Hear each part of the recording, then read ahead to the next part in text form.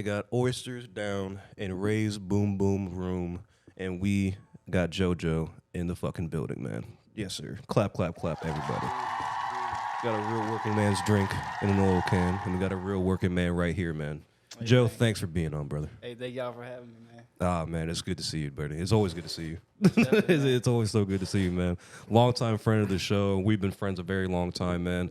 I've seen your process. I've seen you become one of the most important people in the DMV local scene right now. And I can't be any more proud of you, buddy.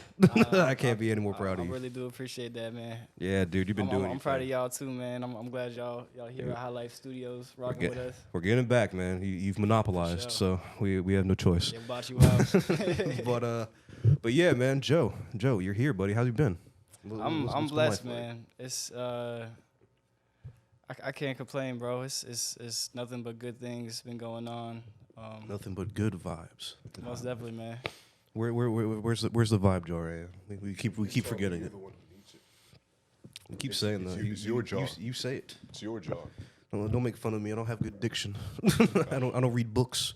Huh. You know what I'm saying? JoJo, the last time we saw you, you were a boy without a beard. You were a chinless, faceless man. You were a naked mole completely rat. anonymous in a crowd. Right. Now you are absolutely A fucking stud, dude. You're a you have the 1,000-yard stare like Gomer Pyle, but you didn't kill your sergeant in the latrine. He's only killing these tracks. At 2 a.m. Yeah. What has changed from not even just 365 days ago, but let's say How far would a year and a half be? Like 440 days? 440 days Something ago like to that. now. You What's changed? What's been different? What's changed? I mean, I've definitely been working on myself a lot in many aspects, trying to. Are you eating kale, JoJo? I'm not. I should be. I feel like that's probably the one area where I've been lacking the most is Oh, you been eating eating healthy. like shit? But I've been trying to take care of my body. But you're a skinny dude, though. You know. I'm in the gym almost every day. I've been reading more. Been Becoming a barbellsman. taking time off social media, shit like that. Just trying to. You're better never on myself. like social media, man. You only post things Yeah. that like people like repost about you. I don't like that shit. Nah, man. That's the thing. You have no time for these women. I have a theory now, right? So where we are right now, all of us, In this room, together, in general, but today. like a couple years ago, social media manager just meant like who posted when and how and towards the brand strategy. Now the social media manager is like someone you pay to.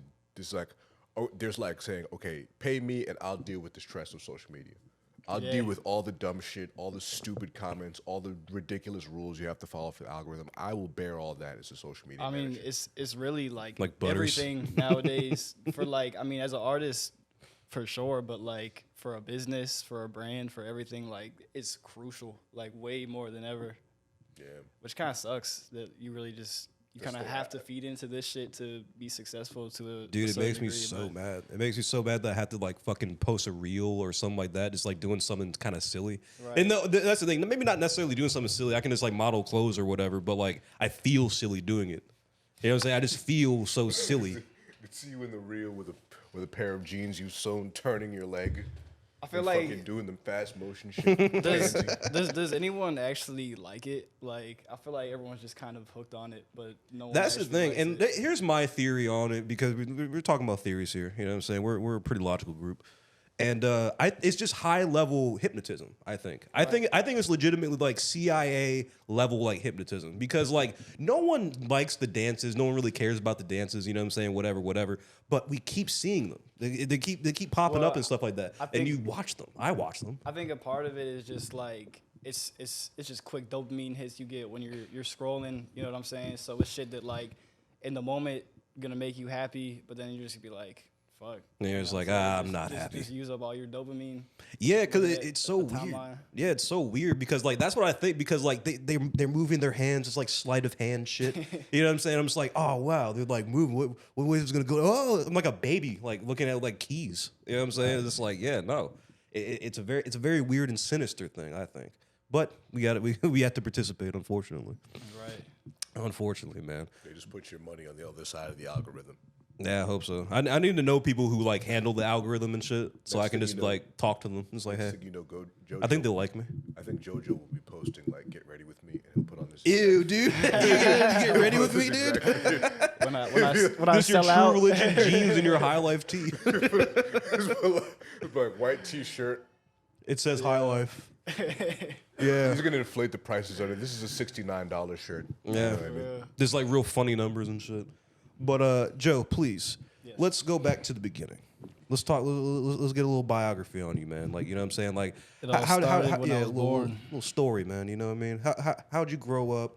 What got you originally like into music, like specifically hip hop? And yeah, like what's been the journey like? right. So Pre beard. pre-beard. So PB. As in before you were even alive, basically. Before you were a boy. When you were a boy. so yeah, I grew up in a big family. I'm the youngest of 5 kids. Growing Shout out up, the Millers, man. A fertile bunch. right. Growing up, what I would primarily be hearing is from my mom. She played like a lot of like 60s and 70s music, so hearing a lot of like Beatles, Rolling Stones, stuff like that. Beatles suck. My dad has never been really into music. Like when he's in the car, he listens to NPR. Yeah, no, yeah. It's funny. Your dad and my mom are like similar because like my mom like listens to the radio. It's like whatever comes on. Right, but I mean, I definitely picked up a lot from my older siblings. When I was growing up, I mean, y'all know my brother Tommy. He Yes, I mean, sir. he Go. left the house when he was 18. I was 5, so you know. Oh damn! I didn't know it was that long. Yeah. Oh yeah, no, I knew he was your older brother for like a little bit, but I was like, oh man. Yeah, that's, he's that's 13 years most older of the than years. me. But yeah, he got kicked out of the house when he was 18, and so like Unjustly, I imagine. No, it was just he was a wild motherfucker. It was just. But you know, he definitely influenced me with some music, but it was more so later on when I was a teenager and he came back home. But my one sister Meg, she Meg.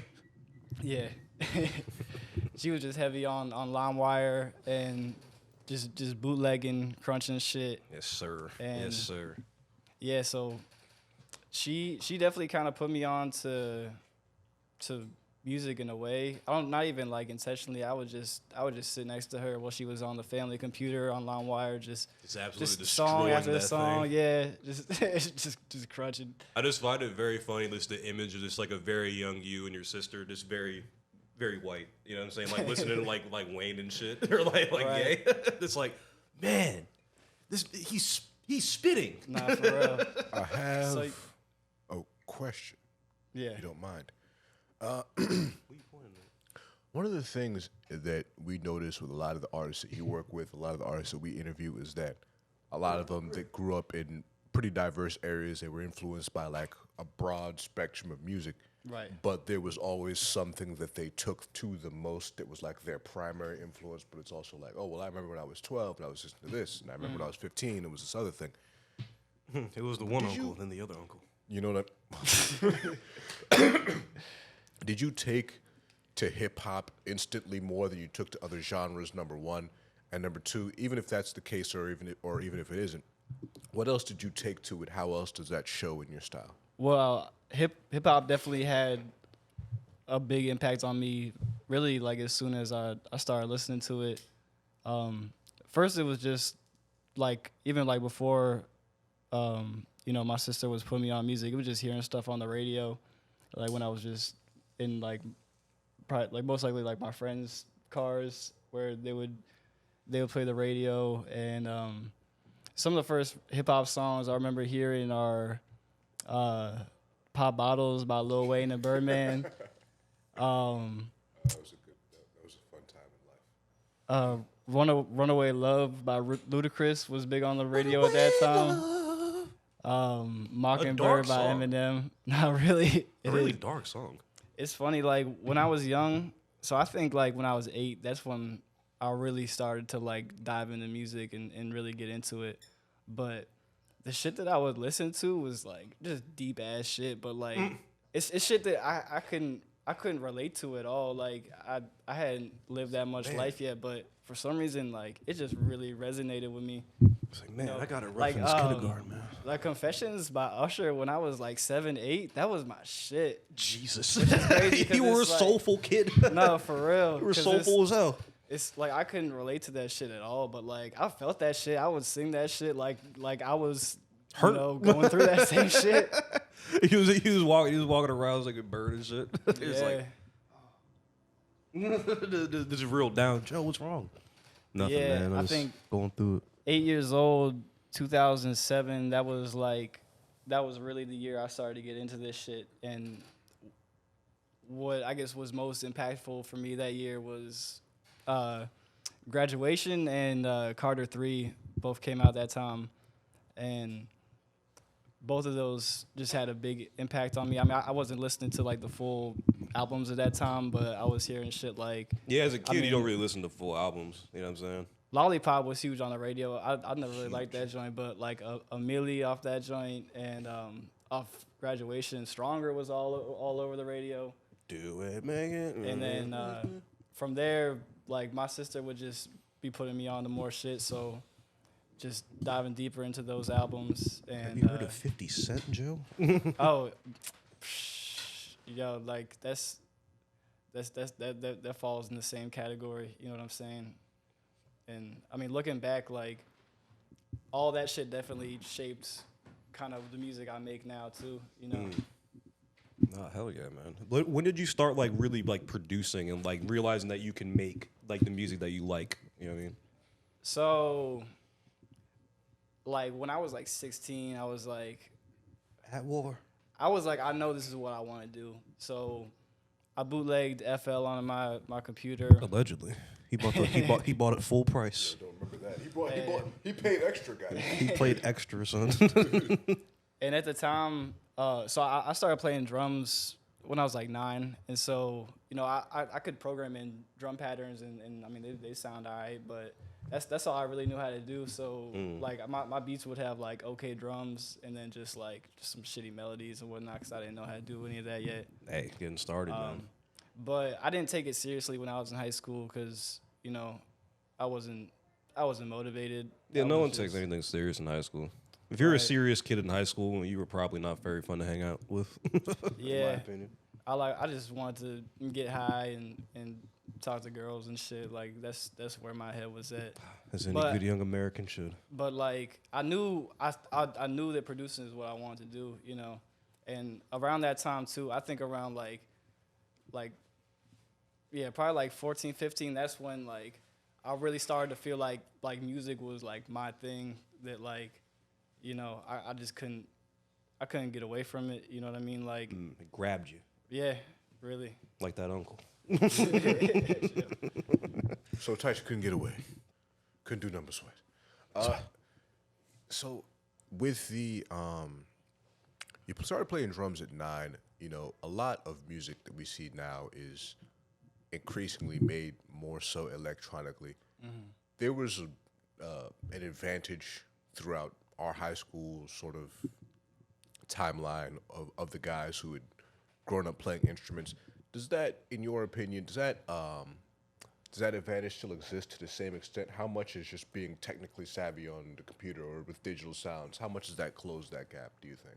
Well, I mean, you know, like for me personally, like since I knew how to play drums, I knew how to make drum patterns and stuff. And sorry, wait, what was the question?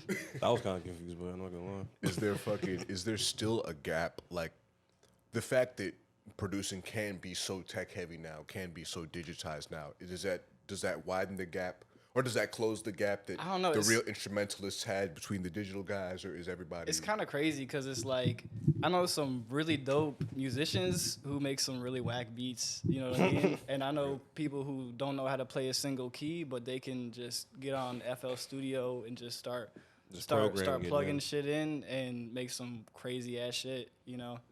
That's So- the thing. Yeah, I It's think like with that. I'm sorry, but it's like with that. Damn, how do you?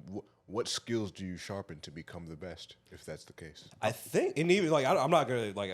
Obviously, you probably have a better answer for it, but I feel like it's just learning a new instrument. You know what I'm saying? Like instead of learning the piano or drums or guitar or whatever, you learn the DAWs. You know what I'm Yeah. saying? Like you learn how to play the fucking program. You know what I mean? Like, is that sort of accurate, or do you think? Yeah, in a way for sure.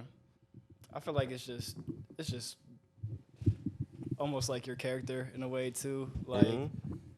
Like just like I said, I know some dope musicians who just their beats are just so generic and corny and shit that like I wouldn't want to listen to. I hate that shit. I hate your music. Your music's trash. But on the flip side, it's like, yeah, a kid who just has no idea what he's doing on FL, but is making the craziest beats. Yeah, it's like Hendrix and the guitar. Like Hendrix didn't know how to like read music, but like he's like the best guitar player of all time type shit. You know, like it's a feeling. It's a vibe, if you will. Like Louis Armstrong said, if you have to ask what jazz is, you'll never know. Man, that's anyone who doesn't like jazz has low confidence in You themselves. can't. I just couldn't understand such a person. You can't teach pocket. That's just something You know you what I mean? feel. You Pocket can't teach awareness, pocket. Yeah, Pocket passing. Right. You know what I mean? And it's How to being in scramble there. out of the pocket. yeah. So wait, you aren't, or you don't seem at least. You aren't black. Let's talk. About it. Let's. What's that like? What's the experience like? Is it really that much better? Explain that. Is your credit score better? No. But like you've never struck me as a person who's like, because I know a lot of you have. If you go out into the hallways of the studio, you'll see like a bunch of classic albums, Right. and they won't all be. I think a few of those are mine, by the way. Bro, It's not hey, you're not getting them back. I don't know what went into that process, but and they're not all from one era. Right. But you've got 70s, 80s, 90s, 2000s. You've got modern stuff there. You've never seemed like the person who, some of these guys, these producers, they shake their fist at the sky and they're like, they took our jobs in terms of Old just man like, yells at cloud. in terms of just like the way the music is going. You seem like you're more adaptable and just like, hey, it is what it is. What actually is your view on just the way production is being approached in the modern day? Well, I mean, I could tell you, I'm definitely a little bit scared for the future, just with AI and everything, because it's definitely gonna change the game. It's definitely gonna shake shit up. I don't understand it though. I do not understand what like. I mean, eventually, I'm a producer and an engineer. I think One of those is going to disappear to the. Yeah, I think that people are always gonna obviously make music and whatnot, but it's gonna come down to money at the end of the day too. Like why is the label gonna want to pay the producer $20,000 for this beat when they could just have AI make that shit? They don't gotta pay nothing. Yeah, for You know what I'm nothing. saying? Yeah, because that's the thing is like I just don't understand about it is just like the general it's the interest in it in general. You know what I'm saying? Because it's just like what you're doing right now when you're like, all right, well, AI can do this like if more efficiently, like a factory. You know what I'm saying? Shit like that. It's just like, why though? I think it's like, why is it why is it a business? Why is it so like rigid now that has to be like an assembly line kind of thing? It's supposed to be music, fun, bro.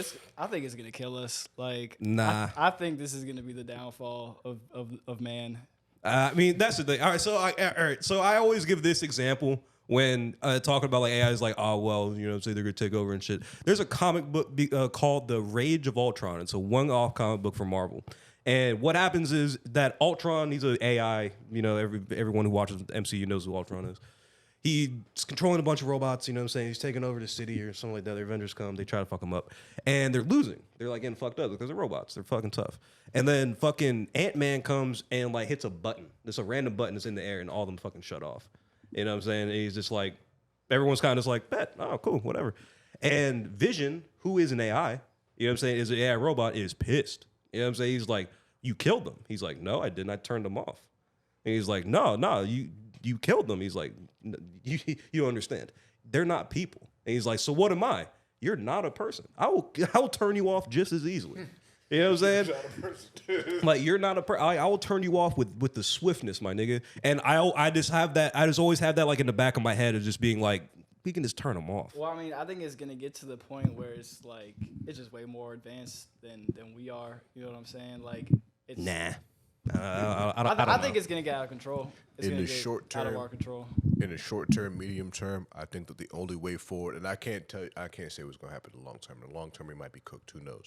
But in the short term and the medium term, I think the only way, not the only way, but one good way to do it is like you should have to label it. You should have to have a little thing on your album on the streaming service that says this is AI, or at least some of it, is AI. Yeah, they're not gonna do that. I'm saying, but if we could get that, then it's like choosing organic food versus not organic Right. food. You want the little seal or you don't. But What's scary too about AI being able to make music and shit is like, I feel like music is something that just makes us human, and when a machine can do it to the same level that we can, it's like, you know, like what purpose are we gonna have? You know what I mean? I don't understand that line of thinking. What do you like? What is it? What do the people mean when it's like, what is our purpose, or they're gonna take like it's our world. There isn't other things. Yeah, you know what I'm saying? It's like in but comparison to what is it going to like take over our world? You know what I'm saying? Because it's gonna be way more intelligent than we are. It's gonna be like these things are just useless. Like they can't even make good music. Like let's just take them out. I mean, but that's the thing. They don't enjoy the music though. They don't enjoy like it's AI. It doesn't have an emotions or anything like that. But because it's a machine, it could quantify the music as just a degree of value, Right. and it could objectively say, okay, based on these measures of music, our music is better. So you're making bad music. You can't grow Objectively, crops. yeah. You have to eat. You have to sleep, and you kill each other, and you divide each other based on stupid stuff. We should kill you and make the world a better place. And you destroy the environment. For so like who? it's an objectively a good, you know. For who? That's the thing. It's gonna get out of control for a little bit, then people are gonna realize it's like, guys, like we're taking away a lot of like I the think- being a person, part of being a person. I think it's like once it's out the box, it's out the box. You know what I'm saying? I don't think it's gonna get too far. Then they're gonna be like, all right, maybe we should chill, because then it's gonna be too far at that point.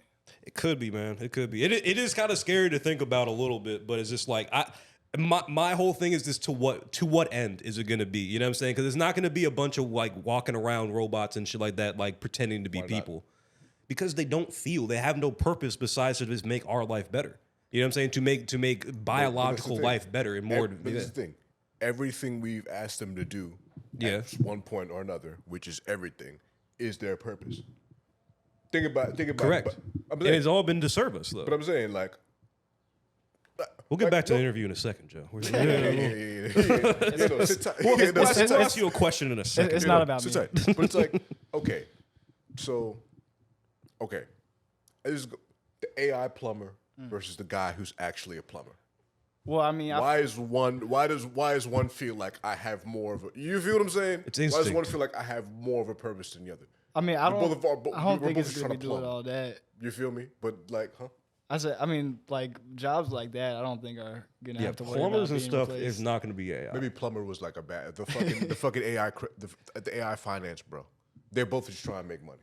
You feel what I'm saying? But why is would one the AI need pure- money? Well, because the AI is like 10 times purpose. smarter than the person. You know what I'm saying? That's what I'm saying. So like, I don't know. Yeah, I don't know. Yeah, To what? That's the thing. My end answer what's to your that favorite is to fucking what color? is to What's what your favorite person. fucking color, JoJo? You know what I'm saying? Purple. Like Jesus Christ. What color underwear you got on? Interesting. Chrome. You a Prince fan?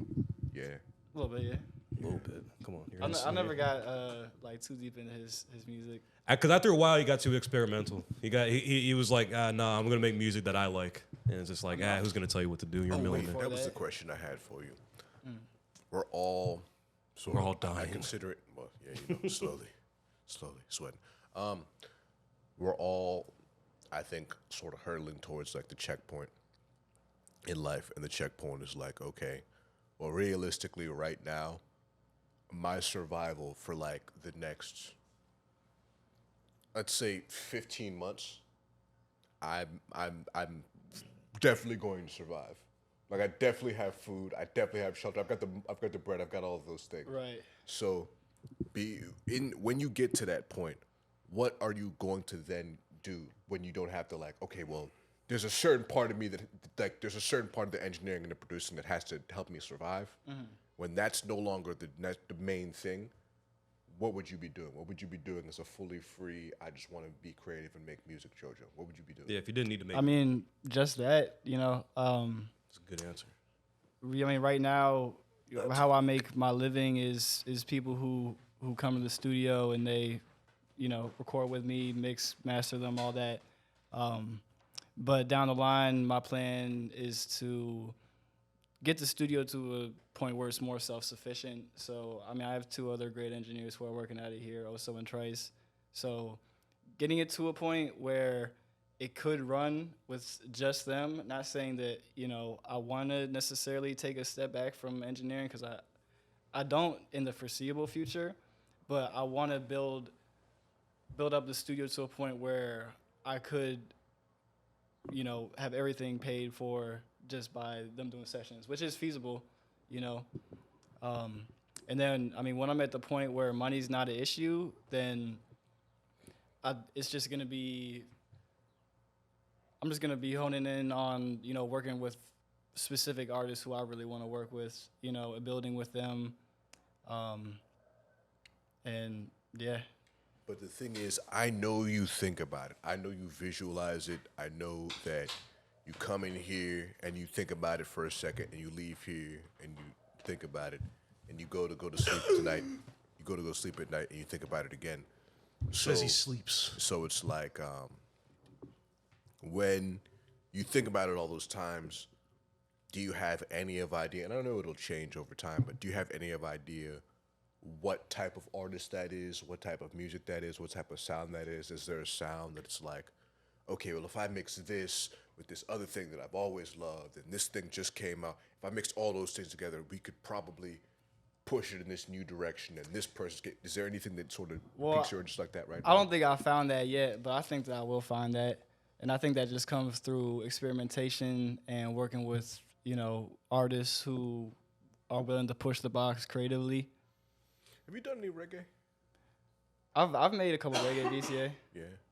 Oh, hell yeah, man. I'd like to see you with Matthew Joshua. Shout out Matthew Joshua. Shout out Matthew Joshua. Who's that? He's He's like a reggae Afrobeats kind of artist. Yeah. Okay. I don't know if he dropped anything really recently, but yeah. He's Jamaican, right? Yeah. Like I think he's Americanized Jamaican, but like, yeah, he can like turn it on. He can really turn that shit on. Y'all see me on stage with Damian Marley? No. That happened. You didn't see that? No, when? It was on Instagram? Bro, yeah. I probably saw it then. Oh, The man that made Distant Relatives with Nas, you were on stage with him? Bro, was not supposed to be there. It was at a festival, like there's like thousands of people in the crowd. And What the fuck? bro, all right, I'll tell this story real quick. Yeah, man. So my brother, he's like big into reggae music, and he really wanted to go to this reggae festival in Baltimore last summer. I'm sorry, I'm just picturing the Instagram picture with him and just five Rastafari, just peace and tranquility as the caption. Anyway, I'm sorry. Go ahead. Yo, the festival was cool. Like I liked the music a lot. The crowd was just ugly as shit though. Like, it's like, These niggas was busters, dog. the first day, me and my brother ate some shrooms and we went there, and he like steps off for a minute, and I'm starting to like just get high as shit. And I'm looking around, and I'm like, Jesus. I'm like, yo, everybody here ugly as shit. I don't know what it is, dog. Fuck. I mean, bro, it's like the people who listen to that kind of music is like, they're like grown up frat boys and just middle aged white people. I couldn't figure out why so many middle aged white people like go to these reggae shows. It must be because of Bob Marley. They love Bob Marley, bro. Yeah. Like my mom, like I called her like yesterday. She was just like drinking and listening to music and shit like that. She was listening to Three Little Birds, bro. She was listening to fucking like Bob Marley. But anyways, see, I'm at this joint with my brother, and he was like, "Yo, we're gonna get backstage," and I was like, "All right." I was like, It's one of those things where your bro says something, you're just like, okay, cool. Like, don't even think about it again. I was like, I said to him, I was like, I seen this video once of these people who snuck in the Super Bowl just because they were holding a ladder, and so nobody questioned their credentials or anything. They just let them go past them. And so, my brother got like hyper fixated on the ladder. Let's go find a ladder, Joe. Let's go find a ladder, dog. Let's make one. Out of sticks. I'm thinking about it because you really wouldn't stop a nigga with a ladder. You really would. Especially if you look like you're in a rush. Like, you know what I'm saying? It's like, oh, bro. Two guys in overalls, Son, baseball cap, and son. ladder, just Look. So my brother texts me, and we like got separated. He texts me. He's like, Found a ladder. nah, he was like, I've breached. I'm like, what do you mean, bro? He's like, I'm backstage. I'm like, ain't no way, bro. And What the fuck? he's like, yeah, you come to like that little joint next to the stage where people was going backstage. And so I grabbed one of my other brothers' men who I was with, and we go over there. And my brother's just like, stay on the phone. And I see him. He's behind where the backstage is, just on the phone, sunglasses on, just super straight face. This looking like he has to be there. Right. And we walk up, and the lady's like, do you have your wristband? He's like, no, they're with me. They're cool. Hey, that's the thing. You're also backstage. Fuck. It's gonna work. And she's like, okay. Bro, the way he got back there was he just walked back. Like she didn't question him or nothing. Like he was just like on the phone. Oh, go past right here. All right, man. Yeah, I'm about to be there. He's a genius. Son. He's a genius. Is Tommy doing this? Did not get checked. Yeah. Man, Tommy's a genius, bro. And so Tommy's a genius. So then, yeah, we backstage and we walk past, like we see like the backstage bar and everything. We're behind the stage. And we just keep walking. I'm like, bro, where he taking us? And I don't know, dude. Bro, Fuck. We're backstage. Bro, he takes us to this like industrial yard that was past the stages and everything. And there were some guys there. They were like, yo, can we help you? And brother's like, still pretending to be on the phone. He's like, yeah, we need a ladder. And the guy's like, we need a ladder. The guy's like, oh, you mean this ladder here? And he's like, yeah, that one. Yeah. Come on. We need this. What are you guys doing? We were supposed to have this 15 minutes ago. Jesus. Is the ladder back here? They said it would be back here. It's not. The ladder's not back here. My bad, yo. My bad. Oh, you mean this ladder? No, you need this one. Yeah, that one actually. Yeah. Gray? Yeah. There's that one. Just look at whatever color it is. Just like, yeah, that one. And so at this point, I'm like, bro, what do you do? We already made it backstage. We Nah. don't need the ladder anymore. Yes, we do. Yes, we do. Like, you just got hyper fixated on the ladder. And so we grabbed the ladder. And I'm like, bro, what are we doing? We're good. We're back here. Do it with the fucking ladder, dog. And We look more sus now. my brother's other man, who he wasn't there when we had the ladder conversation, he's freaking out. He's like, bro, what is the ladder for? Like, Please, just tell me, bro. Just tell me. I'll understand. These all the shrooms freaking out. Why do you have the ladder? Please. Where are we going? he gets scared. He dips. Like, he just goes back into the crowd and shit. Me and my brother, we just put the ladder down somewhere to start drinking at the backstage bar. Fuck it. Did y'all have to pay for the bar, or is it a free bar? Nah, you still have to pay. Okay. We were backstage. It was cool. But then I go to the bathroom. I come out. My brother's gone. He calls me. He's like, walk towards the stage. I'm like, all right. I start walking. I see him just standing on top of the stage behind the security, just looking at me again, just straight faced and shit. Man. And I'm like, I'm starting to walk up, and the guy's like, yo, you have your credential? My brother's like, no, he's with me. It's cool. He's with me, man. Come on. We've been over this. Because Tommy has that look of having you know what I mean? He was rocking like a jersey, so he had all his tattoos out and shit. But it's a festival. That's the thing. Looking like he was supposed to be there. He looks like somebody's manager. You know what I'm saying? Or like somebody's PR or social media guy. Right. You know what I mean? And so now we're on stage. And Damian Marley's he's about to come up, and like I just turn my head. He's like 2 feet away from me, just standing there. Just regal. You know what I mean? He's looking royal. Right. Oh my God, it's Junior Gong. I don't want to say nothing to him because he looked like he was getting in his zone and shit, getting ready to get on stage. And then like, bro, hold up, let me show you. Actually, no, I won't show you because they won't be able to see this shit. But no, you can put the picture up. That's the thing. To send it to whoever's gonna edit this. I'll show y'all. Like, I got the video of him. He just like standing next to me, going out on stage, and then we got to watch the whole show from backstage. That shit was dope. Dude, that is so fucking awesome. Did he do any songs off of Distant Relatives? He did. He definitely did his verse. He did As We Enter, didn't we? He definitely did that, and I think he did Patience too. Nah. It should have been me, not him. Not him. It's not fair. Man, No, fucking amazing, more. dude. I just gotta say, I was blinded for a second. What happened? Oh. I was just blinded for it. That joint hit the light. I was, Oh man, you know, Fuck. I call this my rapper watch. I was blinded. Bust down. What's I'm going all on? this for you, man. You know what I'm saying? Flamingo shirt. You know what I'm saying? appreciate Remember when you got that Appreciate joint? Yes, sir. We were at a thrift. Back in the desert, man. Ah, man. Back in the desert. It was a nice place, man. Not a flamingo shirt. And Oh, you got a this- ring? This was thrift. This is the Egyptian pinky ring that I ranted about on my Instagram story. If you, I covered my travels. This was the guy I haggled with, an Egyptian man. He sold me this ring. He gave me a cup of tea. He was a good guy. Yeah, this one came off remember a Vietnam vet. I don't remember his name. He says that this phrase here means good luck. I like to think it means go fuck yourself.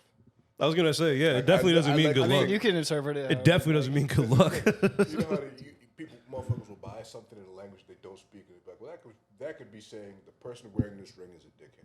Yeah, I hope it says that.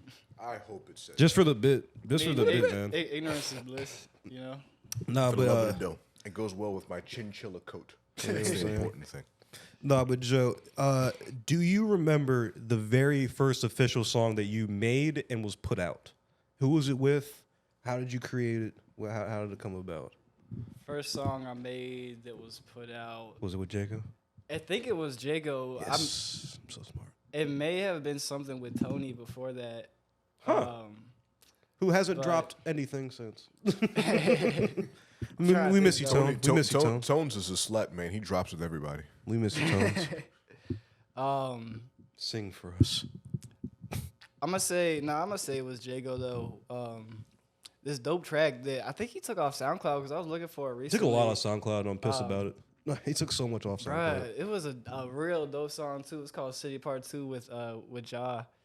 And bro, they're just both spitting on, like, it's just some like kind of boom bappy shit, and they're both just rapping on that shit. Fuck And that yeah. shit is hard. Some lyrical miracle. Fuck yeah. Yeah. Let's do it.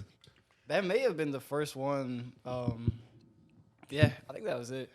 That's crazy. Your first song was with Ja and fucking Jacob, like two very, very good rappers. Yeah, two. Yeah. Yeah, one's very much up, and yeah. Most producers get two shitty guys their first time, so that's good that you got that. But I do want to ask this: Yeah.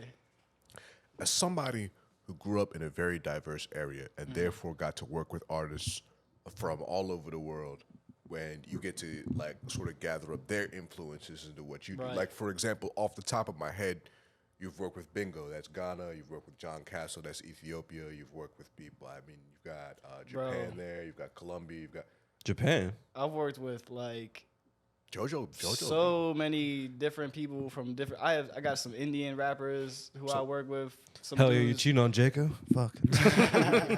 but they're on the straight like they're just rapping in Indian, and that shit sounds crazy because the way their language is, like they just be like flowing. That shit is kind of hard. So my question is, does who you've worked with influence where you want to go and work with more people?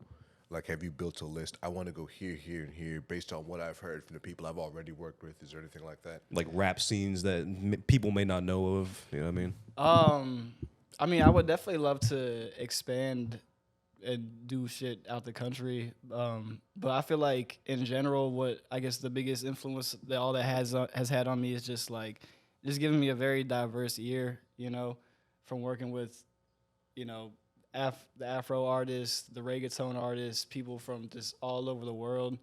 Even though hip hop and R&B is like, you know, that's my thing. I love music, and I feel like it's just giving me a very diverse ear, and maybe giving me like I could put this little twist. I could use this pocket that they use with their shit on you know, something else, you know, because I feel like I internalize music a lot like that. Like if I hear something and it clicks with me, then like that shit will stay with me, and I'm gonna internalize it into what I do with my music. Yeah, I'm gonna bring you a country guy in here one day. Someday soon, my boy Pete. I'm gonna bring him in. I don't think I've ever worked with a country artist. Yeah, where we going? But I've done just about everything else. Yeah, because it's interesting because like when you said it's like like you like kind of adapt to it almost. You know what I'm saying? Like you like it really resonates with you. Like I imagine it very much like just increases your awareness just on like any kind of other track. You know what I'm saying? Like you'll find a pocket in like an Afrobeat song or like a I don't know, like an Indian rap song or whatever, and it's like different pockets for like different kind of like flows and raps and stuff like that. And it has made you like more like well rounded. I think so for sure. Yeah. Yeah. No, because that's what I think. That's what I think will happen. Because like you would hear like grime or just like you know what I'm saying, just like Irish rap, like Ink. You know what I'm saying, like our boy Ink Am. This is Dublin. Check the statistics. This Dublin checks the statistics, boy. But yeah, no, it's like it's different pockets for different like syntaxes. Quick, I just want to say, man, it gets spread like jelly. Man gets spread like jelly. But yeah, I had Ink. It's Ink. I had this Dominican artist who I work with. We know and black puppy. he was like, he wanted me to make some Dembo shit for him, and I'd like never what? Dembo. You know what that is? Dembo, no. It's like just the style of reggaeton they be doing out there. That I guess it's categorized by like it'd be really like repetitive for like most part, like with like. I mean, all like, reggaeton is pretty repetitive, but yeah. Yeah, I cooked some shit up and like, bro. Yeah, pretty much. But That's all reggaeton. Like, I made some really dope shit, and I had so much fun making that because it was like, I feel like I had no expectations with that. Like a lot of times when I'm making like a hip hop joint, it's like I have like very high expectations for what I'm trying to do. I want it to come out this way, but that joint like. Cause I didn't have those expectations, but I just had fun with that shit. And that shit came out dope. Like I think it's like as good as anything else that people was hearing on or was getting like millions of views on YouTube and shit. Fuck yeah.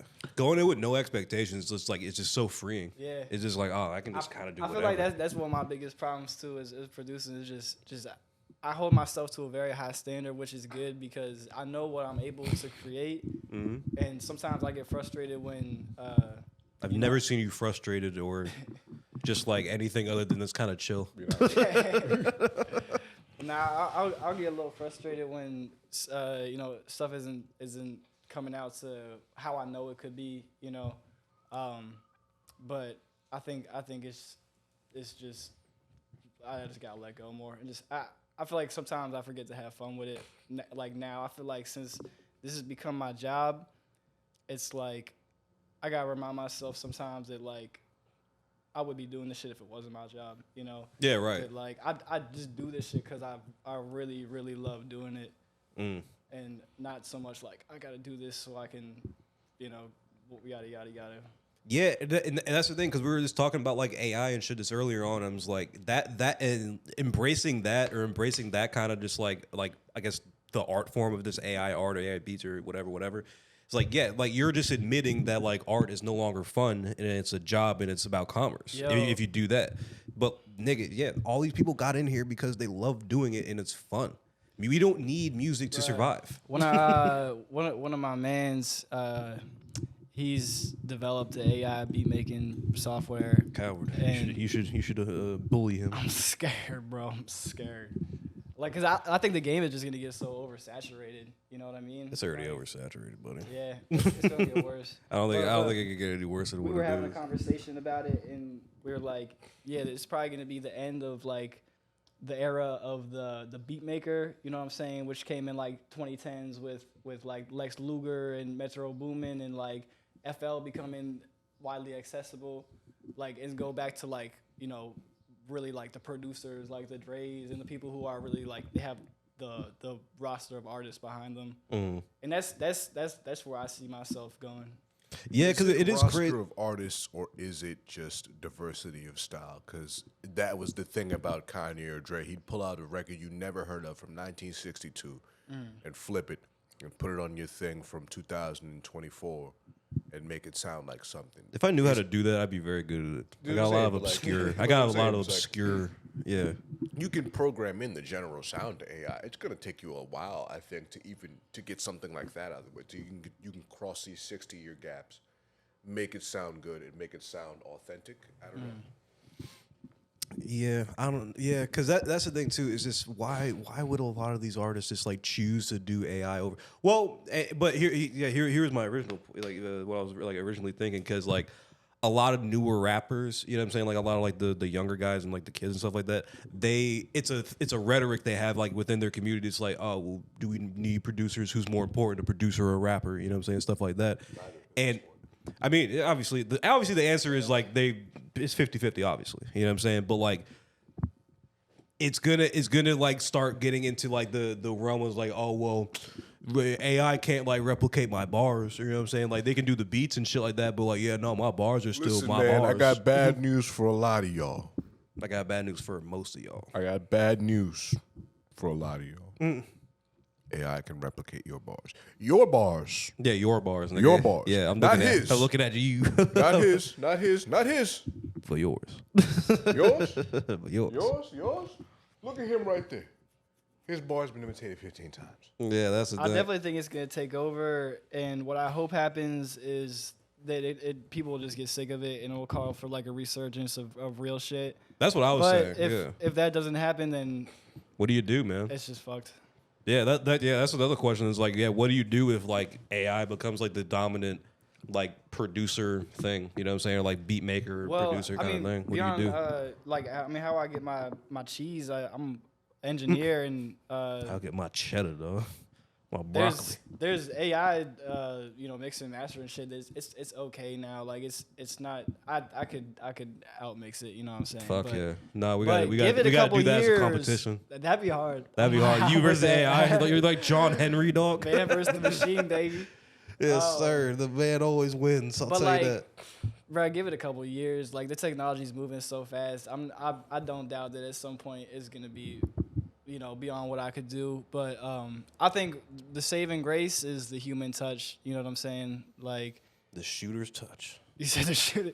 The shooter's touch. Nah, like I have curated this environment where artists can come in and they can be comfortable and ultimately create a dope product. And I mean, I don't think that's something that could be replicated. Yeah, because that's my whole kind of argument for like the AI art just in general is this, guys, we don't need to do this. Like art isn't something we need to do. It's not something we should focus AI on doing. Art is fun. It's what makes us like human. You know what I mean? It's just like it's supposed to just be a thing that like if a lot of people like it, then yeah, you get rich. You know what I'm saying? Whatever. But like you do it because you like to do it. I don't sell these pants. I love making them. You should. I should. But yeah, no, I just like making shit. It's interesting because it's like we talk about the oversaturation, even though it's oversaturated now, and it's like it's not like AI. It's not the same thing as AI designing a shirt and then making the shirt and then someone selling the shirt. It's not the same as AI like doing a food science thing where it analyzes the flavor palettes and then makes this delicious new dessert. Like, if we don't listen to the music doesn't sell. Right. And it's already oversaturated now. So I don't know. This is a bit of optimism on my part, but it's like, how much in danger are we? The danger is just like the profit margins of the people participating, where it's like, okay, we want people to still be able to make a living off of this, but other than that, I'm just not like this. A lot of the shit they talking about the AI dishes, I was like, yeah, I haven't heard a lot of that shit because I don't want to listen to it. It's not something that crosses my. That shit was funny. The Yeah. Drake shit. I don't want to listen to it. Well, I mean, I don't think like AI artists will be a thing soon where No, it already people. is. Yeah, I mean, not to the point where it's like people are But choosing like, to listen to that over an actual artist, but I think it's more so on the production side where it's gonna start taking over. You're getting phased out, buddy. Fuck. Hey man, Better update that. Get yourself some bars, honestly. You know what I'm saying? Dog, what made you choose fucking like producing over like rapping? Because you rapped at a few of the Raw Ink shows and it I got wasn't some bad. It wasn't terrible, dude. I mean, I think it was pretty good, but It was all right. It was all right, man. So this was my mentality so I started rapping when I was like 14. There exists files. I just know it. I can play some shit. Fuck yeah. I want to get back into it. I feel like I have a hard time just like sitting down and like finishing some shit though. I got some bars though. Don't play with me. I picked up some things. But when I was like maybe like 16, 17, and I started producing, I was like, cause I knew, like when I was in high school, I was still like thinking ahead a lot, like what am I gonna do with my life and whatnot. Right. And I knew I wanted to work in music. So first I was like, I'm gonna be a rapper. I'm gonna just be a rapper and just make a bunch of money, whatever. And Yes, sir. It was a good time to be one too. right, It was a really good time to be one. yeah, right. Asher Roth was popping then, but I was like, bet if I become a producer, that's gonna, narrow my margins because everybody and their moms raps. But if I'm a producer, it's more likely that I can make a career out of this shit.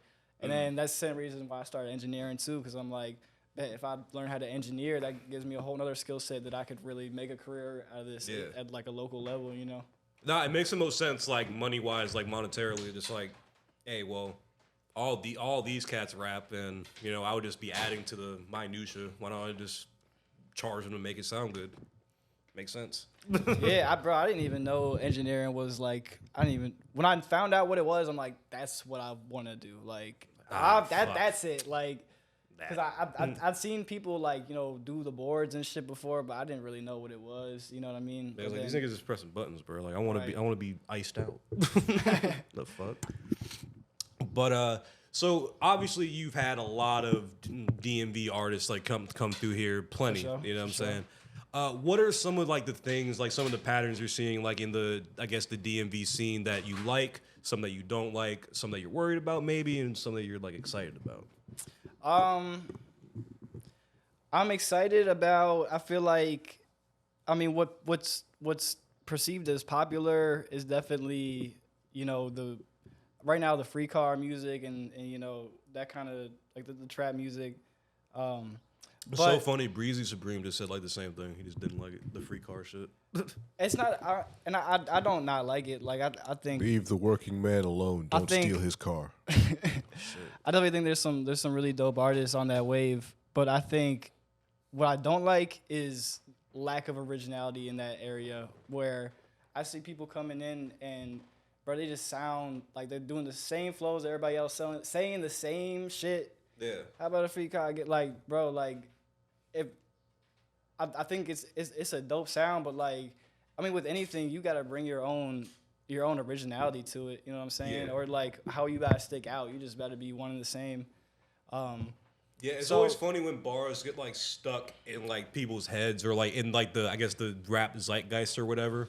You know what I'm saying? It's like there's certain phrases or certain whatever like free car or just like rhyming bitch with dick. Yeah, just like hit a lick. You know what I'm saying? Just like just shit like that. So I say that's what I don't. I just don't like people trying to sound like other people, like be original. But that's also what I do like. On the flip side of the coin is like there's so much like really dope, cool music in the scene right now that isn't on that wave, and unfortunately, like for the most part, I feel like has a hard time really getting a good local buzz.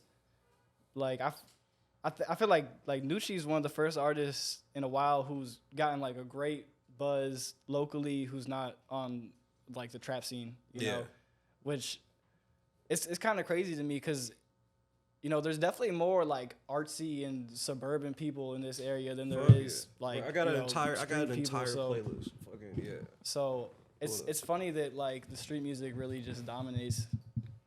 No, I'm gonna put it up on here. Be careful. I know it's on Spotify. Yeah, fucking yeah. Some DMV excellence. That's what I'm talking about. Yeah. Is that Jimmy? I love that. Yeah, it's Jimmy. What's up, Jimmy? But yeah, so I got like 345 songs. I love that, bro. I love that. Of just random DMV shit. Not a lot of even trap shit. Even it's just like there's a lot of great music. We need a place. So much. Go to that place. If you see your name, it's fucking. It's some bangers in this joint for sure. I'm telling you, bro. A place. Young Tone, shout out Young Tone. We get a place Big and we King's go to great. that place Fridays, Saturdays, sometimes Sundays, and yeah, we rotate DJs, but it's more just about playing the music of people in the area, drinking and networking, and having a for good tho- old and time, for those who are so inclined, which the attic is not. There's so many. Smoking marijuana outside and networking that way as well. I just realized how long this fucking list is. Yeah, I mean that's the thing. That's the thing. It's so long. So if there's 300, There's so many, and like Listen, all these okay. niggas are like under Check it like out. 1,000. check it out. 300 Yeah, go ahead. okay, check it out. 300 songs, right? Something like that. 345. 345 songs. Okay. 40 songs at 3 minutes apiece is hours. Yeah, easily. It's that joint itself is 16 hours. It's 16 hours. So You know what I mean? So there's multiple these sort of event type of things, and we need to do that. We need to find a good rooftop I like somewhere the in one, the DMV. if we can get into the one like 7-8 doors down, like that joint's all right. You want to make way over there and talk to him after this? Sure. All right. Yeah, why not? It's the middle of the day. Yeah. Also, you're gonna do most of the talking. I'm afraid of adults and adult activities. I'm more here just to look cool. You know what? The older I get and the more places I go, I'm realizing there are no adults.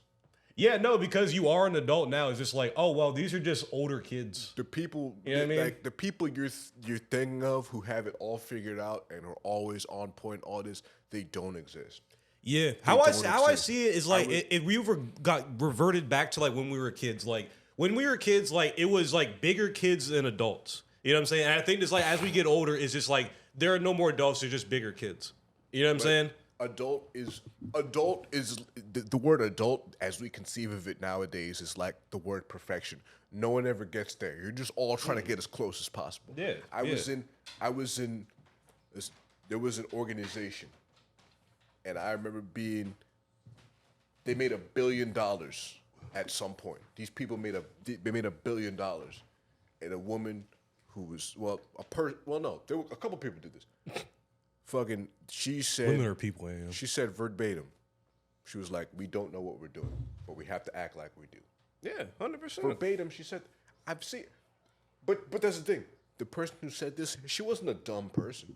She wasn't somebody who was like incompetent. She wasn't somebody who we would see on the street and be like, okay, that's a simpleton. She was a smart person.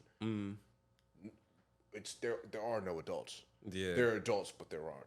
Type you know shit. what I mean? You ever feel that way, Joe? Just like when you're like running the studio and shit like that. Just like you ever get like a feeling, it's like I don't really know what I'm doing, man. Like I'm just winging it or something like that. Or are you very planned out? And I feel like I'm very sure of myself in that Hell yeah. aspect. This you only get nervous when you're not Here's the thing. prepared. Here's the thing. If I know one thing, it's this shit right here. Here we go. I feel like it's not that I don't know what I'm doing. It's that no matter how skilled I get, the very basic thing, the first thing I learned could go wrong, which is true of anything. If you are the best wide receiver on the planet, you could still run a route wrong, incorrectly. You can still slip. And the coach that corrects you might be like, yo, you did this wrong. You should have done this. And it'll be like the thing that they would tell a 7-year-old kid in Little League. Yeah. Like you tell him like Jerry Rice that like at the end of his career. That's like that's the more accurate version, I think, of what you're saying. I have made very, very, very many mistakes in doing this shit. You know what I'm saying? And I thought you were gonna say like few. I was about to say. He's like, I'm perfect. I don't know what the fuck I'm you're talking pretty goddamn good at what I do. In my shoes, I'm a businessman and I'm an engineer, producer, whatever. On the engineering side, it's like it's been times where some fucks up in a session, and I'm like, I'm gonna make sure that it never fucking happens again. You know what I'm saying? Because I never want that shit to happen. You don't take losses, man. You learn lessons. You know But what I'm saying? you know, but yeah, and now I'm at a point where it's like it's not much that can be thrown at me that I don't know how to handle. You know what I'm saying? Right? Yeah. You're truly pro. But even in the same vein, you know that there's certain things. If I go into a session and I don't do this, this, and this, I fuck the session up. Oh yeah. Right or wrong. No, for sure. And I think that's what we're all kind of talking about with the adults thing. It's like, if I don't do these 3 things, I fucked up. That's just it. That's it. Is that accurate? Or Wait, what do you mean by that? like, we were talking about like, yo, we're adults and everybody adult is like perfection. Like no one ever really gets there. You try to get as close as possible. You try to just be as responsible, be as proactive, be as Like when you grow up, you skillful as realize there's no possible, as adults. technically sound as possible. Yeah, basically. But at the same time, it's like, all right, well, if I don't do this with I don't know any technical terms. So if I don't do this, this, and this again, If you don't sequence something, then boom, I'm gonna fuck this up. And it doesn't matter how much skill I built up on the back end, or how much experience if I have. If I didn't do the basics right, doesn't matter. Yeah, that makes sense. No. Oh shit, it's gone. Huh? It's gone. Oh no, I'll put it back up. No, I mean it doesn't. You know, it's public. Don't publish it. Actually, we'll come here. And No, it's record it. published. It's published. Everyone can look at it. I want likes. I want to get like some. I want to get some revenue from Come Spotify, to baby. the event and buy the ball route. That's how we'll get some revenue. Yeah, I'm talking about, man. We But go- what has been like some of your favorite moments, like just like over your what has been however many years, it's like being at High Life and stuff. What's been some of your favorite moments and like maybe like a wild moment? Favorite moments. All right, I'll start a while back. The New Year's show that we threw 2019. I was there. That was an amazing show. That's when Was I there? I think I was there. You're there for a little bit, then you left. Yeah. that's when like I felt like we really started to kind of get good at throwing shows and doing all that, because that was the first one that was like not stressful. It was just It was just smooth. vibes. Yeah, I think it was cool. it was the third or fourth. I think it was the third one we did. Actually, and actually, time out. Funny enough, that was the first time we did record an Attic and Friends episode. That was a very. I still have the footage. Yeah, we recorded an Attic and Friends episode at home, and then we went over to the show. Like that was the very first one. We went to Bryce's party after that. So that wasn't the first show then. Couldn't have been. No, I'm was- saying it was- it was me and AM. Like me and AM did the first one, Oh, and then okay. the first one we did was I think the Yeah. New Year's after that type No, shit. no, Or was it? It was the same night. Yeah. Oh, fuck, dude, that was a long Um, night. That was a long fucking night, dude. Which like that was like so much- that That's was right. That's right. that was Fuck. right before COVID too. Okay, so yeah, that was all the same night then. Yeah, fuck. So that shit, Wow. that was a dope show. That was great memory. My favorite show that we've done is still the joint that y'all hosted at Deuce House. And that that was a great show for a couple of reasons. One, Because it was hosted by the Attic, for show. the best podcast that records in here or anywhere else. One reason that show was so great was because this is like the first show that happened after COVID, or like COVID A wasn't little bit over. during, but like yeah. I think it made a comeback after that show. But like there was like hardly no events or anything, no live music. You wasn't seeing none of that shit. And so just having that event, like we sold that joint out. Fuck yeah. Motherfucking, and bro, I'll never forget when Bingo was performing and it just starts pouring down rain. It started pissing rain. and son. bro, Oh nobody my God. gave a shit, bro. I think like maybe out of like what a few hundred people that are there, like 10 people left. You know what I'm saying? Bro. Everyone stayed. Everyone was And like, it was- let's fucking go. Oh my God. That's like even just think about that. I remember like just the energy there at that time, which it was crazy. Oh, yeah. And Bingo was performing. Ben Rockwood was playing an electric drum kit. It was raining hard as shit. That shit cut out. Yeah. He hops on the actual drum kit that was there because JoJo band was supposed to go next, and he just starts It going started crazy. going on crazy. that joint. Fucking Rockwood, dog. Everybody's just like soaking wet out there, just turning up. Because And he's then- a metal guy, and man. then, Like, and, then, yeah. and then finally the like all the speakers cut out. We're like, all right. I We got gotta it. we gotta put this shit inside. That's enough. That's enough. Everyone help. Come on. Let's put it in. Speaking Right. of which, Dave, can you fucking? We want to have a call with JoJo tomorrow because we're trying to do similar things this summer. We're trying to do similar things this summer. We All need right. all That can be y'all on after- this that call. can be after the We can make that happen. We need all y'all on this call. No rain this time. The rain is not Hey, I consented to. mean, the rain didn't stop nothing. Yeah, I was going to say, rain ain't stopped shit before. It ain't going to stop shit now, bro. I'll tell you that. Other favorite memories, just getting to travel doing this shit has been amazing. The time we all went out to LA, that shit was dope. That was the best, man. Y'all drove out there, dude. I still can't did. fucking believe that. We drove there. Y'all drove there, bro. And that was an amazing experience. We're in Maryland, guys. We're in Maryland or DC, but yeah. Got to see a whole lot of the country I'd never seen before, and that was awesome for sure. Nah, that's what's up, man. But this past year, I've got to go out to Atlanta, New York, and recently to Austin with my boys Davon and Ye, the Goodfellas, Oh yeah. Shouts to- out. Yeah. to DJ for them. Twice opening for Rome Streets, once opening for Conway. Yeah, I saw that. I was like, oh, Those man, have all these guys are been amazing experiences. Did you meet the machine? I did. He was cool as shit. You met the machine, bitch. Man, Holy another shit. I'll say the real machine. I'll tell you that. Another one of my favorite. This is like, I mean, this isn't really related to music, but I got to meet Dave Chappelle. I got to go to the after party. Yeah, of you the- told of me the that. Yeah, Capital you One told me. show. Yeah. That Oh, was, man, that's so cool. bro. That was dope. Probably like one of the coolest moments of my life. Fuck yeah. So he probably talked to you about trans people. It was It's very interesting to think that like Conway is kind. Yo, he's a real humble dude. Like after the show, he he just stayed on stage, and everyone was trying to come up and get him to sign shit, take pictures. He stayed out there for like 5-10 minutes, like trying to just get to everybody. You know what I mean? He's real. He's a real one. All Griselda niggas are. It's the machine. I got to meet Benny too. I got to go to his birthday party over at. What you coming, nigga? But you coming, nigga? His birthday party was at the old U Street Music Hall. So I got to go to that joint. That shit was cool. Fuck yeah, man. You're just in the spaces now. It was funny. It was like I got invited to that joint, and I get there, and Fuck is that? lady gets on the mic, and she's like, "This is a surprise party, you know, because I think it's Prestige now or some shit, but it's like, yeah, we're closed on Mondays, so like, you know, he thinks he's just gonna come in here. It's gonna be his close friends and family."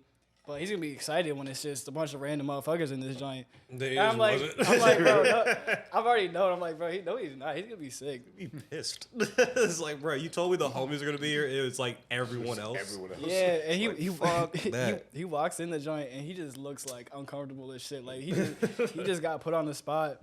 It was like, damn. He was like, bro, can y'all like play some music? Like, you know what I'm saying? Like, yeah, I'll maneuver around y'all, please. Just let me be. I've had a long day. But yeah, man, a lot of great memories doing this shit. Got to meet a lot of awesome people who are now close friends of mine. That's awesome. And yeah, man, it's a blessing for sure. Dude, yeah, you're truly blessed, bro, because you've been working fucking hard. But JoJo, I'm 17 years old and I'm about to graduate high school soon. You are? And I want to be a producer. What That's is what he your tells the advice for girls. me?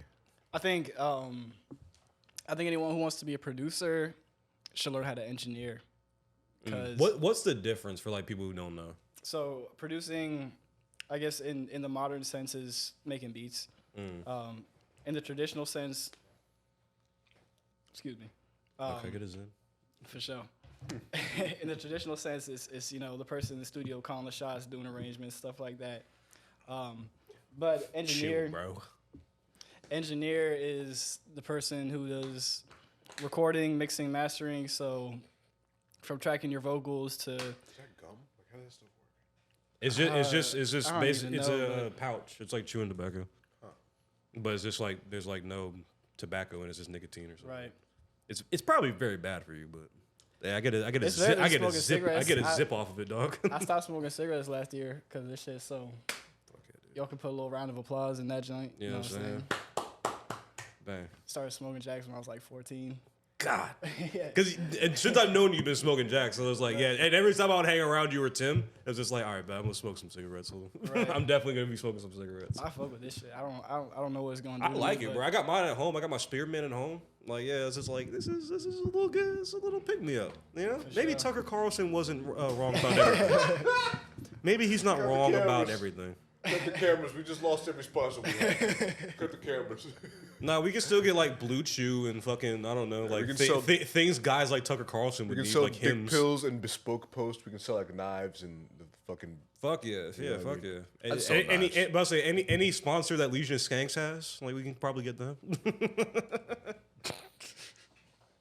Yeah, what do you mean you're not going to Skank Fest this year?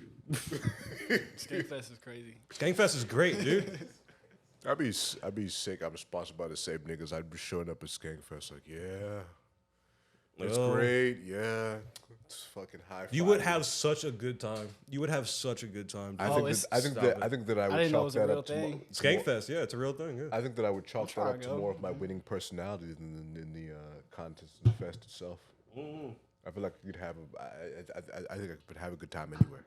I think you have a fantastic time. Well, Fantastic time. be that as it may. But Joe, name some artists that you're excited that you're working with right now. Like projects you're either excited about or just guys you think are just gonna like be up next or really popping. So first and foremost, shout out my boy, my brother JoJo. We got a lot of dope shit cooking. Recently got some big features in, which I'm excited about. Which I'm not gonna say yet, but y'all see. You'll see. You got a project we're working on right now. Trying to put it out later this year. My boy Noah McConan, formerly known as John Castle. Yes. No, McConan. Also, like, just the craziest artist I've had the pleasure of working. He's also with one of and the knowing. funniest people we've ever interviewed ever. Very much. Nah, one of the funniest, he's a cool He's dude, so bro. But also like I can't understate like how crazy of an artist he really is. Like Yeah, you've been Like- telling us about him since Raw Inc. Honestly, yeah. Yeah. I think that's the first time you showed me him. like just working with him has made me a better at what I do. You know what I'm saying? Like I like him he's because just there's insanely creative and he doesn't even realize how dope he is. Yeah, I was gonna ask there's like, no what about him? bias to that because you showed us him when he was not in the room and we didn't know who he was or what he Right. looked like or when we were gonna meet him. If we wanted to say this was some bullshit, we could have said that and there would have been no repercussions. And we were like, and everybody in the Yo. room was like, we like this. And the This is shit we're amazing. doing now is way crazier than that shit. Like Man, we have 2 projects damn near done. because he's so cinematic with his shit. Yeah, one that's we had the one project we took all the samples from Ethiopian jazz and soul music, flipped it, made it modern, and that's an awesome project. And then we have the second project, which is it's more conceptual. You know what I mean? It's a story. It's called The Divine Comedy, kind of based off I was like, we read books. Dante's you know. Inferno. But yeah, shout out to him. That's my boy. We gonna shake the game up on God, I swear. Shaking up the game. Bro. Other people who I've been working with, Jordan Curls got some great music with her. I've been So working on. hit me up, Jordan. We gotta do the clothes thing. We gotta do the merch thing. It's been a while. Don't gotta say too much about her. She's just amazing. exceptional talent, First time. and just a awesome person too. And then I got a sneaky one. My boy, I know y'all not familiar with him yet, but he goes by the name Killer the Mac. Moved here he's from out Mississippi, New like it. Orleans. Sound like it. Oh, nah, his music is filled with pain. I want to hear his music. Yo, bro, like super talented, bro. Like just raw talent. Like, just came in here and he just been blowing my mind. That's Like, what's up. he kind of got like the sound of all my favorite artists from the South in one, but he don't sound like nobody. Like I wouldn't say he sound like whoever. Like he sound original. He can rap like shit. He can tell stories. He can make great hooks. Yeah, I think he gonna do big things for sure. Nah, fuck yeah, man. A lot of other dope people too, I but say anyone you're excited about, I'm excited about, bro. nah, for 'Cause sure. he- I'll have to play you some of him, bro. He's seeing- dope. I remember seeing the artwork for a project that was called JoJo's Bizarre Adventure. Are we ever going to see that released? Yo. That's never coming out. Bunch of detoxers in this room. Bunch of detox guys. I should have known when you had that Dr. Dre poster out there. Nah, for real. Yo, that was a fun project, but honestly, it wasn't that good. Like if it were to come out, it would be revamped and we just use the same title and shit. But yeah. How do you get to the point where, because, you know, Excuse me. you interact in this, God, I sound so old. You interact in this industry, in this business, and you just come to realize very easily that there are a lot of people who are people pleasers out there. What did it take, or have you always been this way, to develop the discernment to be like, this shit wasn't good? Because as soon as you, a moment ago, was like, this shit wasn't good, I know most of the people who were on that album, so I'm like, okay, well, these are all good artists. Right. But what your message was like, all of the artists that were on that could do better on a project now. Right. Therefore, that previous project should not go out. Right. What does it take to develop that discernment to be like, listen, I love you, but that's trash. We can't do this if we love ourselves. Have you always been this blunt a person, or did you have to develop that as far as you became a businessman? Just like, okay, you have to learn to say no and all of that. I've definitely gotten better at articulating that over the years, because it's not something that I'm just like, No, like that shit was trash. We're not doing that. Like now it's more so like I feel like I'm very great at giving constructive criticism and knowing what's trash about it and being like, hey, well, maybe you want to fix yeah, this part. right. Like some shit is just like, all right, we should move past this. Like I don't think this is working. But there's a lot of songs that I think where I'm gonna have my longevity in my career is executive production. I think that's where my skills really excel. You know what I'm saying? So, like, really just locking in with artists and locking in on projects and giving that outside perspective. Okay, like, this is a great song. How can we make it better, Because it's a lot, like, recording a song don't take that long, you know what I'm saying? But the process of editing and all that, it can take a long time. And that's where I feel like you really just end up just refining the product and making it great. Oh yeah, that's the making of the song is digging up the gold or digging up the oil or whatever. Like the editing's refining it, just like making it useful. You know what I mean? For sure. No, definitely making it useful, man. I don't know if y'all brought that up, but the High Life collaboration project. The JoJo Bizarre Adventure. No, maybe not even like call it that. Just like because you said like a lot of it's not coming out or whatever. But like, yeah, no, this like all the artists who are like regulars at High Life just like coming together. It's like beats you made. And it's like, yeah, I don't feel like that should come out unless the Attic executive produces it, because who is more unbiased than us? Y'all are all biased. Those are your children. You love them like you love something that came out of your own womb. I think that we should be the ones in the studio to have some influence there. Yeah, not complete. There's so many dope artists that come here like so regularly. Honestly, I did have that project too. I had a producer project. I knew it. I knew you had a Khaled project in the I did, and I decided not to do it because I'm like, I guess it just wouldn't really make sense for me to put that out right now while not having a name. You know what I mean? Like, well, how do you get a name, buddy? You know what I mean? It's like you gotta put things out, man. I feel you. I feel like it would be more beneficial for me to, get these projects out with JoJo and with Noah and establish my name that way, and then be able to do a producer project. Because the project was dope, like great songs. Yeah, it was dope, but I just didn't want it to come out and no one give a shit. You know what I'm saying? Yeah, but luckily now. I've been working with some people to land some sync deals, and a lot of that music that was originally gonna be for that project is now shit that we're gonna start pushing for sync. So I'm excited about that. That's awesome, man. Fuck yeah.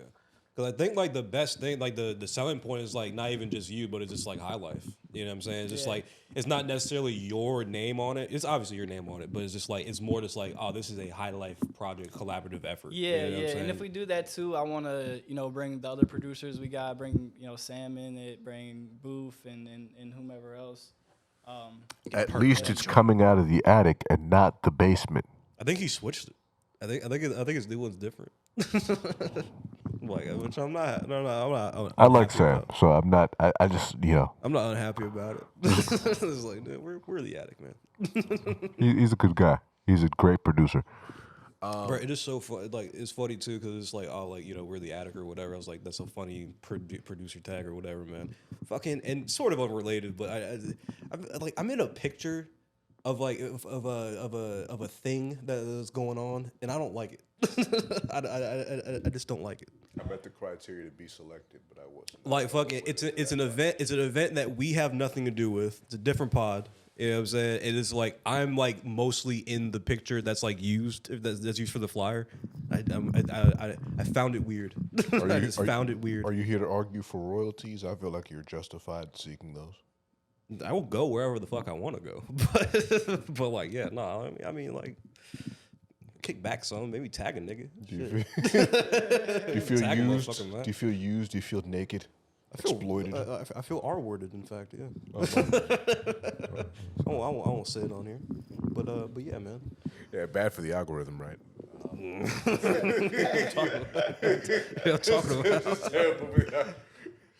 It's crazy because like you can't even say like I don't even want to say it. Yeah, because fucking, I'm not even gonna say it. Whatever it is, don't in case it's bad for the fucking. It's like, cause yeah, I don't want a big job for the editor, like going this deep in the pod and like editing shit and like bleeping shit. So There's been certain things like adult films. You can't say the nomenclature for it.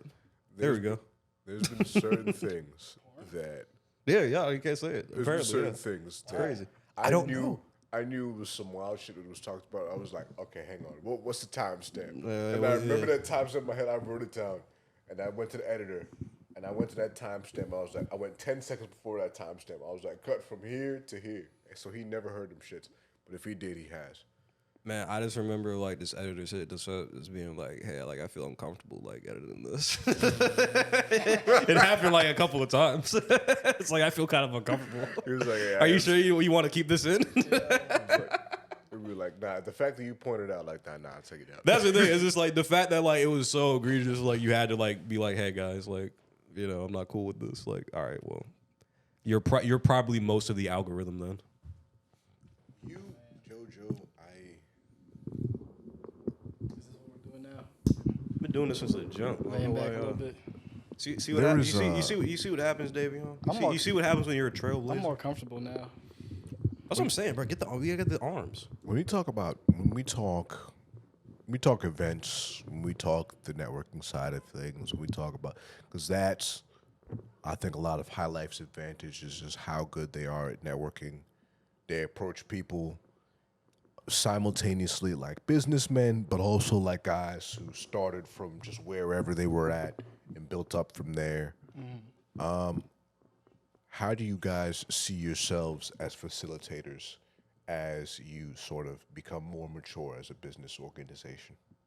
How do we see ourselves as facilitators? Yeah, of networking, of music, of collaborations, because there have been collaborations that have probably happened through High Life, but the connection was just like, I knew a High Life person, I knew a High Life person, we went to a High Life place, Right. and then we met somebody else, but we didn't directly attribute it to High Life, not because we're dickheads and we didn't want to give them credit, but we just weren't thinking about it. Yeah. How do you guys think of yourselves in that way? Well, I mean, I think that's one of the coolest things since we've been able to foster this community, like I see people clicking up who, they just got linked up through one of our events or whatever, and now they're making music and they're doing dope shit. I mean, that's I feel like it's a skill in itself too, to someone who's good at connecting the right people to each other, because that can. Told you. Yeah, that leads to a lot of great shit. You know what I mean? When the right people are connected with each other. Yeah, because I always like it when like when Perp or Kuzan comes to High Life or J Macadocious comes and shit like that. I'm just like, oh man, I helped that. Nah, you know for what I'm saying? sure. I brought them in. Like, man, this is cool. For sure. Yeah, it's a very I cool do thing. appreciate you, looking out like that and bringing those people through. There's nowhere else I'd rather bring him, man. Seriously. Yeah. You know what I'm saying? Like, yeah, because it's funny because I looked at AM and laughed because like he constantly says that because quiet is kept and it's not a very very visible thing on my person. I'm not very confident. You know what I mean? But AM tells me that all the time. He's just like, hey man, it's like, hey, like that's a skill. That's like people wanting to be around you and connecting people. It's like that's a skill. No, I'm for like, sure. It's not because it's easy. It's like skills have to be hard, Well, I but mean, not necessarily. That just means it come natural to you. Yeah, and that's a weird thing because like, like certain things came naturally, like sports and shit like that when I was younger and whatever. But like I never thought of it like other than like in any other kind of life skill, just being like a natural at it. I always thought like being social was hard. Yeah. You know what I'm saying? It's just like, oh, it's something I got to work at or whatever. But like, I don't know, a few beers in me, I'm pretty damn social. Well, I mean, I would disagree. You're very articulate. You know what I'm saying? Or else you wouldn't be able to do a podcast like this. Yeah, You're not a good one. Great at. A few people do a podcast that are pretty unarticulate. I'll tell you that. You're very good at making conversation. Which you see a lot of people not be able to do nowadays. You know what I'm saying? It's weird to see that. You know what I'm saying? Like, cause it's a thing where like I can sense when there's gonna be a lull in a conversation or whatever. That's a skill, bro. And I'm thinking it's like, all right, what can I pick up with? And I've noticed that. You know what I'm saying? And that is a skill in itself. Thank you, man. And I mean, you have the confidence to do this show, so I mean, AM gives me all the confidence. I think you should give yourself more credit. Yeah, we'll see. Well, one day maybe. I'll apply for that card. You know what I'm saying? But yeah, for now, it's just and it's funny too because it was like a weird one-off scene in the George Lopez show. Funny enough, just a random show that everyone loves. It's very popular, but it was when I guess Benny was explaining to George, his mom was explaining to him, like, why didn't you fucking treat me well? You know what I'm saying? Or like, why didn't you ever like give me credit? Or why did you? It's like because of the evil eye.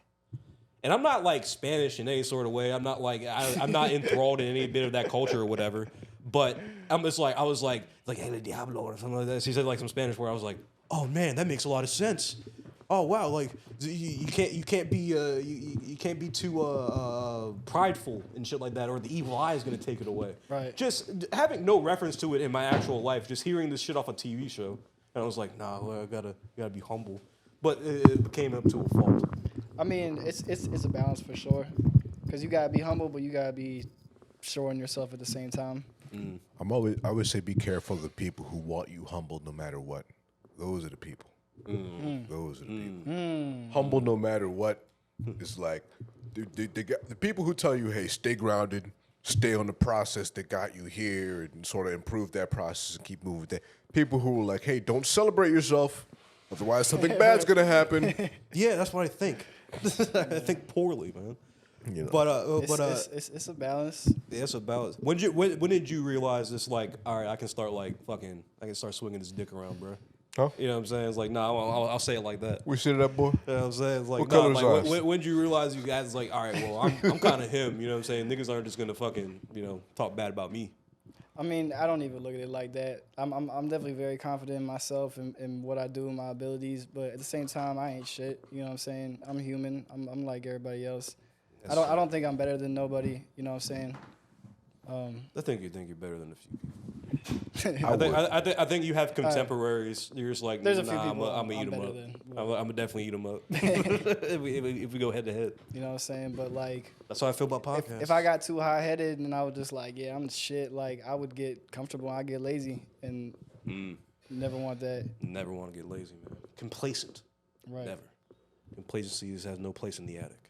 That's why we're here at High Life, getting better. You know what I'm saying? Sure. Hey, it's getting a better product. There's a guy. He's like a soccer coach of some sort. He's like Premier League or something. And I remember one time there's a clip of him, not a clip, but like a picture of him holding a sign, a handwritten sign up on the sidelines, and on paper in marker it says, "Keep attacking." Yo, the way you got that mic propped up, funny as shit. Yeah, man. Just talking into your thing, huh? This is. sir. I mean, honestly, this is. Here we go. Right here. You know what I mean? Talking into the cocks. Yes, indeed. You know. Should be. We're not going to call the episode that, but I want us to. It's talking into the cocks with JoJo. This is Cockwatch. This is Cockwatch with Attica friends. This is Cockwatch with Attica. Cockwatch is crazy. Nah, Oh man, no, let's bottom line the sucker, man. Joe, what are like your very close like within the year goals for you? Like what is something like you want to accomplish like before the end of the year?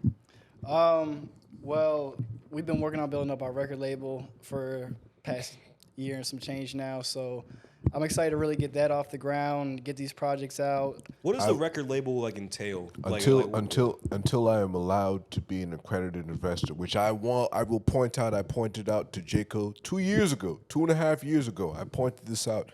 I said I wanted to invest. I put you ever seen The Color Purple, Davion?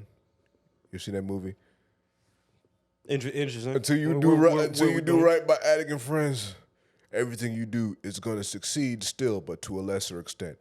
Let me invest. I want to be in on the ground floor. That's what I was. Just pull up. Just pull up. Anyway, I'm sorry. Please. Anyways, so yeah. He's like, yeah, we'll talk about it. All right. So yeah, no, I'm excited. I got a lot of really, really dope music that I've been working on for a while that I'm excited to finally get out, and been spending a lot of time educating myself, and I mean along with the team with Davion and JoJo. And LaFoe. Let's for sure. forget LaFoe. Shout out, shout out everybody who's on the team. Hell yeah. But on the business side of things, so when we do drop, we can make an impact. You know what I'm saying? Because just putting shit out does not do shit. You know what I'm saying? Having a cool video helps, doesn't do shit. You need marketing. You know what I'm saying? So it's a lot of business structure that we've been building. So I'm excited for that. My goals in the next excited year. too. We're gonna get views, dude. Other goals of mine, I want to get more big artists in the studio. At this point, we've worked with a lot of major labels, had a lot of good names in here, but I want to just keep expanding that. Every time that I've had a big artist in the studio, it's been it's been like it's been a very, very positive experience. You know what I'm saying? Like anytime I've been able to work with someone who's really in the game, they always have a good time working with me. You know what I'm saying? And I love working with them because it's sometimes you can see a different level of professionality in someone like that. Like one of my favorite people I got to work with was Rhapsody, and she was super dope, super humble. And you know, I could tell like she's a professional. Like she really does this. What does that mean for you? What do you do to be a professional? Well, I beat you to the punch, haha. But what do you do to be a professional? How do you make sure that you can make an artist who's been some places be comfortable, be fluid in their creative element? I'm just kidding, Tommy. I love you. Please answer my question. I look upset or something. I look sad. Like, the difference between these local guys and these professional guys. What can the local guys do? Pieces of shit in the DMV. It's the same shit that I do with any artist who comes in here. You know what I'm saying? Like, aside from you know, my skills as an engineer, I've picked up your mad skills, bro. Yeah, my Mad skills. nunchuck skills, bow hunting skills. God, I forgot we watched that twice in a night. Yeah. Bro, me and Joe have been like good friends for a while. Like one time we were at his house in his basement. We watched Napoleon Dynamite like 2 times in a row. It was funnier the second time. It was funnier the second time, son. We were definitely a little more lit the second time, but yeah, we were influenced, but it was great. But yeah, go ahead. Sorry. What was I saying? Oh, I was saying just like the people skills that's required for this job is something that, you know, I've had to really hone in on and learn along the way. But, you know, if I'm working with a big artist, I'm going to treat them the same way I'm working with anybody who comes to the studio. I'm going to make them feel comfortable. Like what I always say to people when they come in, I'm saying, make yourself at home. You know what I'm saying? If you want to take your shoes off, take your shoes off. If you want to, if you want the lights a certain color, like. I don't know about that policy, honestly. Like I mean, it really just comes from the energy that I gotta put out. You know what I'm saying? Because if I'm like a real tense and shit, or if I'm acting scary, then like, right? I mean, people can pick up on energy, man. Like, it's you all right, nigga, or what's up? But someone coming in here? If I'm just providing that comfortability, you know what I'm saying? Let it know this is a creative space where you're not about to be judged, where you could just be creative, you're not gonna be judged artist. out loud. Yeah, not till you leave. But yeah, like, so I mean, if I get a big artist in the studio, I'm treating them the same way. I'm gonna do whatever to make them comfortable. Like, what is the difference between like someone who's very professional in the studio versus like someone who is not as professional in the studio? You know what I'm saying? Like, what do they do? Is just like, I know it's not just like being on time and. Also, if I could like that, it's probably more than that. Punctuality. If I could add big, a part 2 to that question too. So it sounds like if you didn't have a personality that was more laid back and was more, okay, I want this to be a creative, permissive space as long as nothing's damaged. A creative, promiscuous space. That you wouldn't necessarily be able to cultivate the same thing. Is that necessary? 100%. Answer his question first. He went first. I don't want to be rude. What was your question again? And then ask me that question again, because that's a good question. Fucking no. What is like the big difference between like the people who come in who are very professional artists and like the ones who are just like, you know, less than professional? You know what I mean? Like the newcomers versus the vet kind of thing. Because you worked with the entire spectrum. I think in a big part it's how you treat your time here. You know what I'm saying? But at the same time, like, I don't know, because I've had big artists come in and like. Yeah, they spend time just chilling. Like, I hooked the Xbox up and shit. They kicking it. But I just remember you told me when them niggas came in and offered you Benadryl. There's like, hey, like take like a bunch of these and you're gonna get fucked up. Bro, that was funny as shit. Yeah, no, Bro, they real life went to the CVS a few doors down by Mucinex and Benadryl, just started busting that shit down. Dude, Bruh. like the lines were like that big. Bruh. And I'm like, look, bro, Linking like up the fucking Benadryl is bananas. I'm not gonna judge you. I am. I'm like, as long as it's not gonna make you OD in my studio, like Yeah, that was unresponsible. you know fun. what I'm saying? It's Put like, me yeah. outside at the sidewalk. Yeah, like go do coke in the bathroom like a fucking man, dog. yeah. Pass out on the toilet like Elvis, like a real Oh. legend. You know what I'm saying? Fuck. But yeah, it's like they're treating their time there. treating the time, and I mean, I think it just when you're in the booth, like, you know, what you like, what am I trying to say? Like, I'm trying to say, like, really doing the most to make sure the song comes out great. Like, if that comes down to doing one line like 50 times, you know, because some people, some Kubrick shit. yeah, like, Except maybe not like torturing, you know, Lacey Duvall, Shelley Duvall. because I mean, sometimes that could be necessary. Sometimes not. Sometimes you could go in and one take some shit and it can be great. You know what I'm saying? But like, yeah, because I heard like but, like, guys like Dre would it's- like it's- torture niggas. Just like, it's- nah, do it bro, fucking again. I be torturing motherfuckers on God. Like artists who I produce for You're and I close work to saying with. torturing Plus, niggas. I know. I know. You're close, but whatever. It's like, go. didn't get me this time. But like artists who I really work closely with and produce for, like I'm not gonna do this for an average client in a session because the same like for you're paying for the studio time, you know what I'm saying? And if everything that I wanted you to do, well, first of all, it's your song, and I'm not gonna like, you know, step on your toes creatively or anything. Even if I'm producer, I'm never gonna step on your toes creatively. But I will have a very high standard for you. You know what I'm saying? Yeah. And you know, if you're just paying for studio time, it's like if you wanted me to be like all the way honest in what I think you should be redoing and whatever, then That's an extra 50. well, not even that. It's like, bro, it's gonna take time. Like, are you willing to maybe be here longer because, you know, you should redo these lines, you should stack these lines, whatever. But with the artists I work with, like, yeah, like, I definitely made people redo shit gang of times.